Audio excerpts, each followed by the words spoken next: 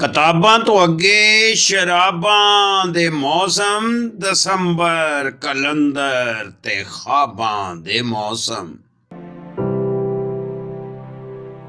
ਬਰਫਾਂ ਦੇ ਅਥਰੂ ਤੇ ਚਰਖੇ ਦੀ ਤੂ ਓਏ ਬੜੇ ਖੂਬਸੂਰਤ ਅਜ਼ਾਬਾਂ ਦੇ ਮੌਸਮ।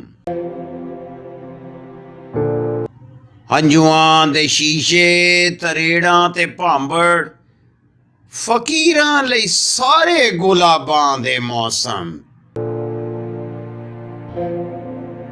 ਤਾਰੀਖ ਦੀ ਧੂੜ ਹੇਠਾਂ ਨਹੀਂ ਲੁਕਦੇ ਓਏ ਲਹੂ ਨਾਲ ਭਰੀਆਂ ਚਨਾਬਾਂ ਦੇ ਮੌਸਮ।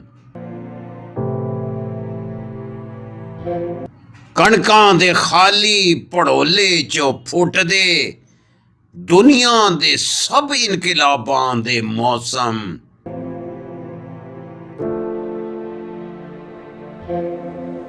ਰਸਮਾਂ ਰਿਵਾਜਾਂ ਦੇ ਸੰਗਲਾਂ ਤੋਂ ਬਾਗੀ, ਸਮੁੰਦਰਾਂ ਤੇ ਕਾਲੇ ਨਕਾਬਾਂ ਦੇ ਮੌਸਮ।